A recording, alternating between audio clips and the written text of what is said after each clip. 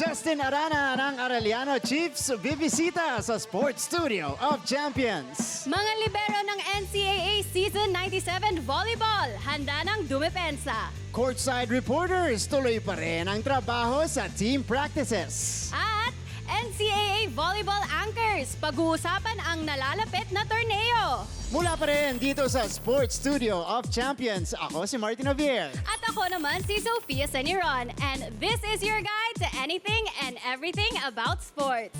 This is Game On!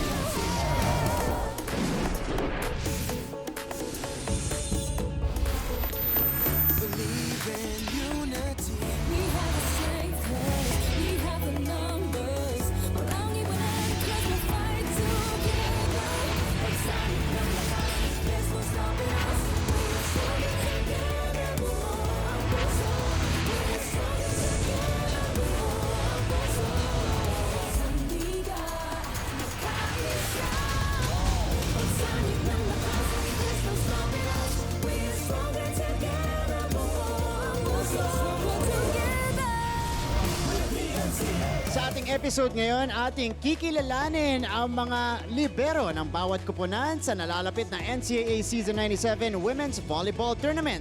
Sa volleyball, kilala ang mga libero bilang defensive specialist. Kaya naman, bago natin sila puntahan, kamustahin natin muna ang ating Defensive Player of the Year ng NCAA Men's Basketball. Nandito po ang nag-iisang Justin Arana from the Arellano Chiefs. Justin, Hello po. welcome back to the Studio of Champions. Good afternoon po. Good afternoon, Justin. At syempre, batiin natin tubong Bicol po. Itong si Justin Arana, proud na nire-represent dito ang mga Bicolanos. Unang-una, congratulate muna kita. Salamat po. One thing, Justin, for a very productive NCAA career. Thoughts mo muna dun sa experience mo, 2 taon ka dito sa NCAA.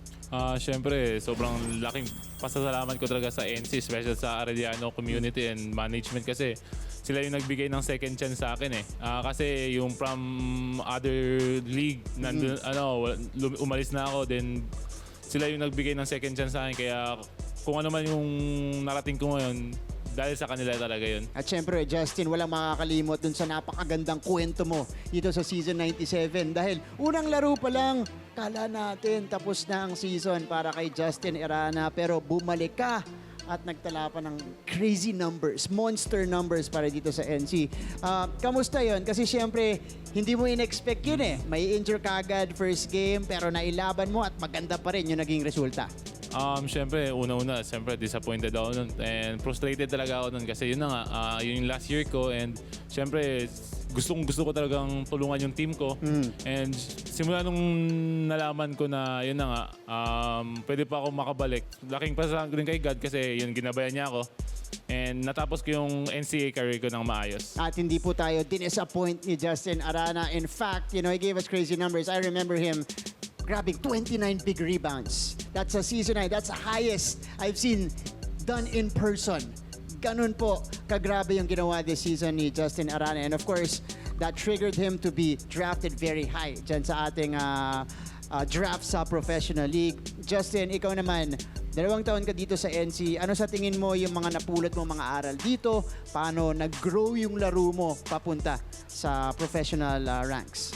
Siguro yung pinaka nakuha ko dito kasi especially kailangan mo alagaan yung yung katawan mo kasi yun na nga, katawan mo yung puhunan mo eh. So yun yung pinakauna and then syempre kailangan mo maging discipline sa katawan mo rin and kailangan mo mag-extra para mag-improve ka pa everyday then yun. Pero Justin, alam mo, proud na proud kami sa'yo. And good luck sa next level. We are expecting an illustrious career mula po kay Justin Arana. But of course, we will not let you go. Dahil nga exit interview to of sorts, baka huling kapanayam natin ni Justin ngayong nasa NCAA pa siya. Eto na, Justin, you can thank all of your fans, your supporters, mula dyan sa Arellano University at sa hometown mo rin, syempre, sa Bicol. Go ahead. Siyempre, unang-una, nagpapasalamat ako sa Arellano Management, sa sport management ng Arellano, especially sa Arellano community na naniwala talaga sa amin hanggang sa dulo. Simula't simula, naniniwala sila and yun, binibigay nila yung best nila para sa amin. And sobrang thankful ako na napunta ako sa Arellano and especially din yung mga kababayan ko sa Bicol, sa Basud, and yung mga pamilya ko, mami ko, daddy ko, yung mga kapatid ko, na andyan talaga sila, sumusuporta. There you go. Defensive Player of the Year natin sa season 97. Papunta na sa pros. Etong si Justin Arana sumali ulit sa atin dito sa ating Studio of Champions. Now, when we return, we will meet the small but terrible liberos who are ready to roll in the upcoming NCAA Season 97 Women's Volleyball Tournament. This is Game On! Ako si Jewel Bermilio, 22 years old, libero, team captain ng San Sebastian Ladies Dogs.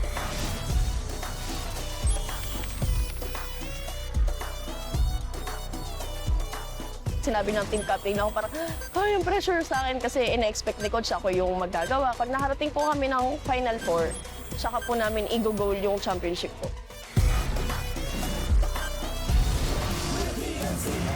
Hello mga kapuso! You're watching the NCAA Season 97 Volleyball Preview on Game On. For today's episode, we honor the players who do the dirty work for their respective squads, the liberos. Our courtside reporters are on site to try to get to know our student athletes on a much deeper level.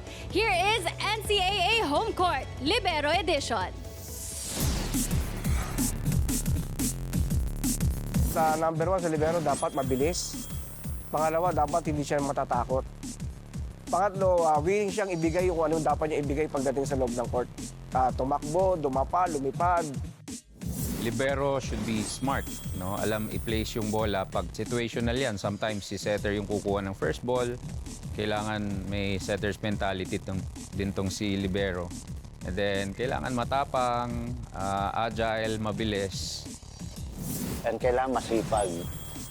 Ready ni hampas ang katawan sa sahig at sagutin lahat ng lakas ng bola.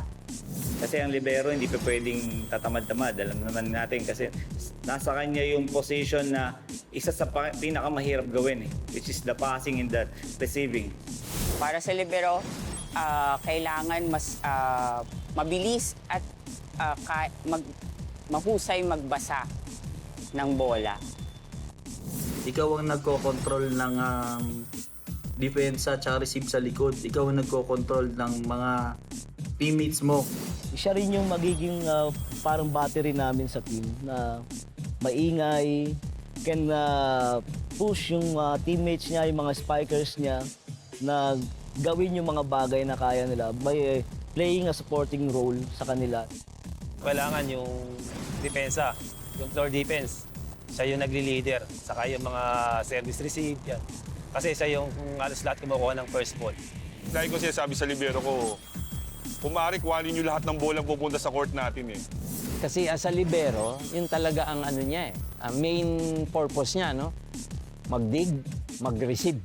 Pag hindi siya mahina ang ball control niya, mahihirapan kami. Kasi siya yung defensive specialist dyan eh.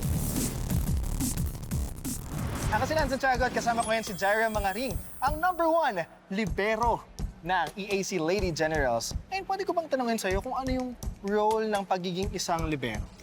Ang role kasi ng isang libero, kailangan niya magbigay ng magandang pasa para magkaroon ng play and dumipensa rin at buhayin yung bola lagi. Kim, gusto kong itanong sa'yo, bakit iba ang uniform ng mga libero?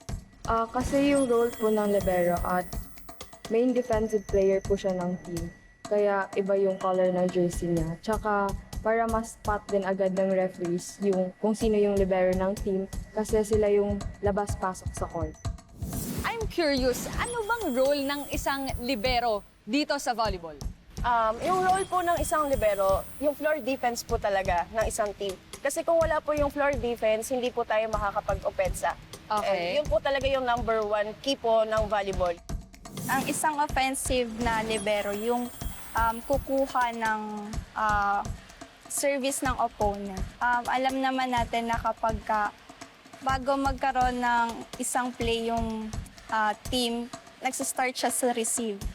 Mahalaga na maipasa natin ng maayos yung receive natin sa setter na hindi siya mahihirapan para makapag-set up ng maayos na play. Indra, pag-usapan naman natin ang mga different passes. Ano ba yung mga different passes? So meron po tayong dalawang passes po, yung overhand pass, tapos po yung underhand pass.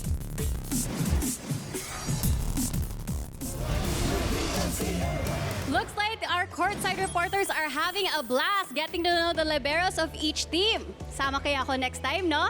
Anyways, the NCAA Season 97 Volleyball Primer will be back after the break. This is Game On!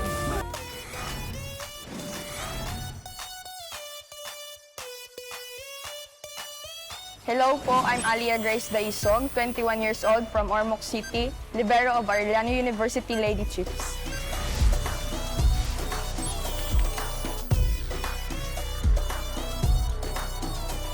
Yung laban po namin ngayon, hindi lang po namin laban din po ng mga ates namin na yun nga, pinaghirapan po yung title na to. So, kailangan po namin i-depend talaga. Lalamangan pa po namin yung performance nung last season na hindi nga po natapos.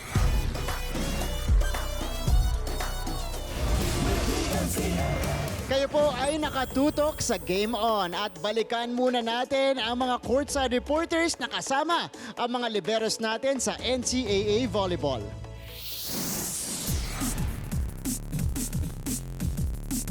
Kasama natin ngayon ang buwis buhay na sumasalba ng mga bola sa volleyball, ang libero. Gaano ba kahalaga ang libero-setter connection? Mahalaga ang libero-setter connection dahil kung walang magandang pasa ang magagawa ng libero, ay walang magandang play na may execute ang aming setter. Justin, being a libero means kailangan mabilis ka, kailangan quick. How do you develop quickness as a libero?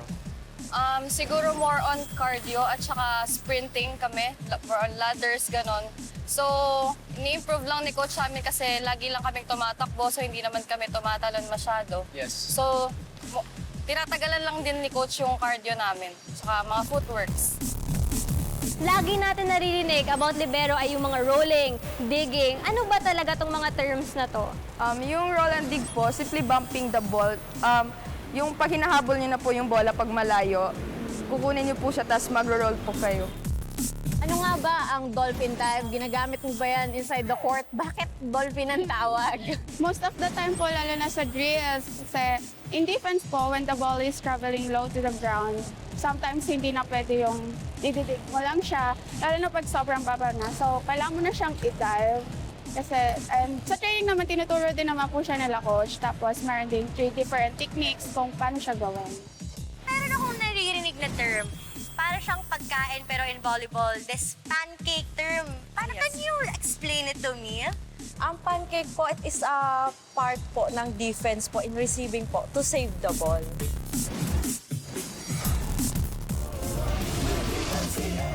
Joining us here are the members of the NCAA Management Committee who are in charge of the Season 97 Women's Volleyball Tournament. Here are Melchor Divina of Mapua University and of course the chairman of Season 97, Mr. Dax Castellano of De La Salle College of St. Benilde. Gentlemen, thank you so much for joining us here in the Studio of Champions. Unahin ko na muna si Sir Dax because congratulations are in order for you, lalong-lalo na sa success ng men's basketball tournament natin.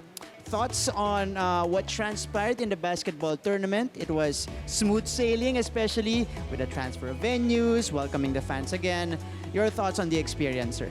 Martin, it was a privilege being the host, and it was an honor really to work with you guys, and I want to thank everyone for the support, especially our policy board members who guided us, Shed, all the MANCO members. It was really a successful season. Our first goal really was to have the safety of the students. Okay. And yon, nagawa natin yon, and natapos natin yung tournament. It was very exciting. We introduced play-in format. Yeah. Yan. So, it was very competitive. And yan, papasalamat kami. And it was an honor. Honor working with you guys. Grabe talaga yun. Pero syempre, we now shift our attention to the volleyball tournament. And good thing we have the chairman of the women's volleyball competition this year. Sir Melchor, para sa mga fans natin nanonood ngayon sa NCAA, ano yung expectations natin dito sa ating volleyball tournament? How is it going to be played out para sa pareho, sa mga manlalaro natin, pati na rin doon sa mga fans natin? First of all, format natin is a single round robin. Then top 4 sa semifinals, and then 1 and 2 twice to beat, and best of 3 for the finals. And then if ever may sweep, no, ang mangyayari 4 versus 3, sino manalo ron versus 2, and then best of 3.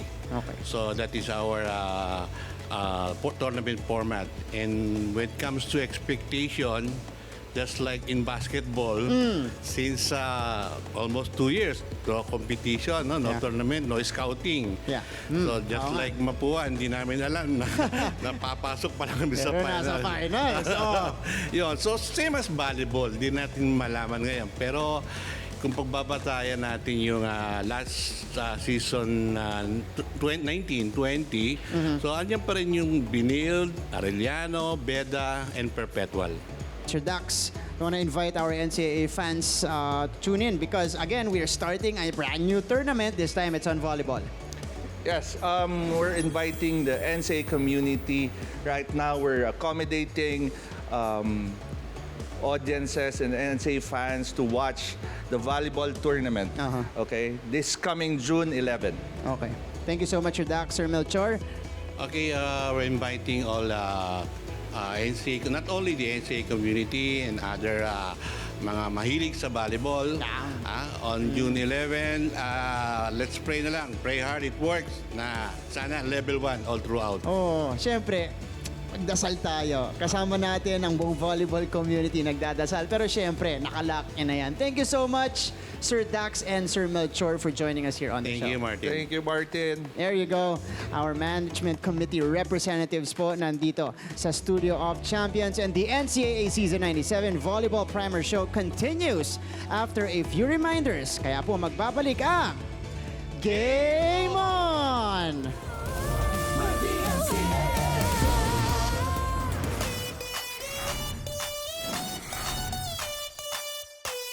Hi, I'm Welame Ortega, 22 years old from the Mapua Lady Cardinals.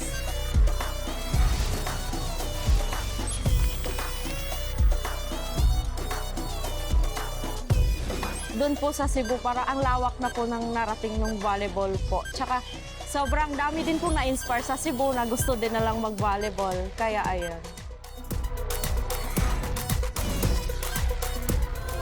Welcome back to Game On! It's time to introduce the storytellers of the coverage along with myself for the upcoming volleyball tournament.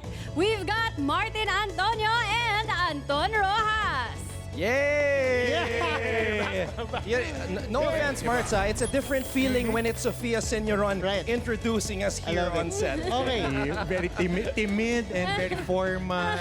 And I love the outfit though. He's got some Drake vibes going on. Drake yung nakita mo, ako soap opera vibes yung nakita ko. Pwedeng matinee idol eh. Leading man eh. By the way, guys, FYI, this is not their first time here. It's not. Okay. But since Anton said that he likes the feeling na si Sofia yung nag-i-interview, and sabi rin ni Sofia, siya rin isang fellow storyteller in the volleyball tournament. So I'll let Sofia take the floor and do the questioning for our gentleman here. Sofia, go ahead. I hate Martin so much. Go. Go, the storyteller. Go, go. Hi! So, syempre galing kayo basketball coverage. Yep. So, ano naman yung pinrepare nyo for the volleyball coverage naman? Are you gonna do the same attack, same everything, or may mga nagbago ba? Well, Hammer and I did our pre-workout. We like to call it our pre-workout. Always. Wherein, we warm ourselves up. We do a little bit of research so that once the season starts, we're pumped up and ready to go. Truckload of research. Dahil pinag-usapan nga namin kanina nila Martin beforehand that this season will be a challenging season for the panel because 70% of the athletes graduated throughout the 2 years that we missed, season 96 and the first semester of season 97. So graduate yung mga ibang players. Makikita natin fresher faces, a few holdovers, and a lot of new players that will stand out for the NCAA volleyball. Ano, in hindsight, no, ganun kalaki yung naputol na season natin, ng season 95, because we had a lot of graduating players back then. Exactly. Tsaka saktong-sakto yung date. February 14 na stop. It's a heartbreak for us. February 13, yung last game. We missed out on the 7-0 CSB going up against the reigning and defending champions, Arellano Lady Chiefs. So, marami tayong na-miss out on season 95 na magagandang matchup. But, again, new page tayo ngayon, season 97. In many ways, I feel like we are starting all over again. Definitely. It takes me back to 2009 when I first got involved with NCAA volleyball. I was at the Emilio Aguinaldo College gym. I met Coach Roger Goreyab, the legendary Coach Roger Goreyab, for the very first time. I had my pen and notebook. I sat down with him and talked with him for almost 2 hours. I didn't know much about NCAA volleyball, but I learned from him that day, and that set the foundation for the future. And here we are so many years later. Coach Roger Goreyab is still the coach of San Sebastian, the winningest team. The winningest team. Very healthy. Very We gotta healthy send a and big strong. shout out to Coach Roger. Si Tatay Roger. And then he built this team. And karamihan ng mga teams throughout the pandemic, we're just doing home workouts. Key part is how they are training. Kasi kahit na anong sports, Sophia, you need to be physically prepared to be able to execute your game plan. Yun yung puhunan talaga eh. So we will see sino yung mga nagpabaya at sino yung mga nag-add on pa for their fundamentals. Kasi yun yung labanan, fundamentals, lalo-lalo na bago ng mga teams. At panibagong element pa, yung pagbabalik ng ilan sa mga players who were heavily part of volleyball but now are back here in a different role. Cara Acevedo, player ni Coach Pinanonood ko pa Roger yung mga Goreyab. games noon na nasa Kinover college ko pa siya. While Coach Roger was handling both Ateneo and San Sebastian, now she's part of the broadcast team. So a lot of interesting things are gonna happen. Pinag-uusapan natin, Seska Rakrakin was one of the best players ng San Beda in season 95. Now, she is with us on the panel breaking down the game. So it's a new chapter for the NCAA talaga. Let's not forget, former NCAA MVP, Shola Alvarez. At syempre, may mga pwede pa tayong isali dyan. Pero babalikan ko yung Feb 14 ni Coach Chamra. Hindi ako na-heartbreak kasi ma-hit na ako eh. It's a heartbreak. Joke lang. It's a heartbreak. For the volleyball For the fans volleyball of the fans. NCAA. Okay. Kailangan klaruin natin. Di ba? Ngiti mo ha? This is what I love about these two gentlemen. We throw in one question, and that's enough for them to drop an entire conversation, man. That's why they are our storytellers. Dito po, basketball, volleyball, NCAA season 97. There you go. Thank you so much, Anton. Thank you so much, Coach Hammer.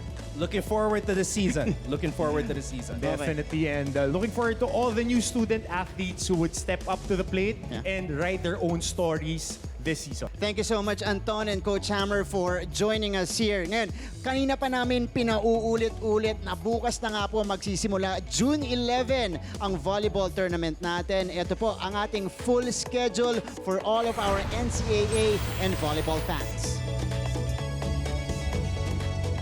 And there you go. Huwag niyo kalimutang tumutok sa ating mga laban dito sa GTV. And if you are near the venue, dyan po sa Paco Arena, papayagan po natin ang live audience. Okay, that's great news for all of us here. Huwag po kayong mag-hesitate pumunta dyan at manood ng live volleyball action dito sa NCAA. At mga kapuso, dyan na po nagtatapos ang ating daily dose of sports entertainment. Maraming salamat po sa inyong pagtutok buong linggo at sana excited na kayo dahil bukas na magsisimula ang volleyball action. Ako po si Sofia Senyeron. At ako naman si Martin Ovier. Magkita-kita tayo bukas para sa opening weekend ng NCAA Season 97 Volleyball. Ito po ang Game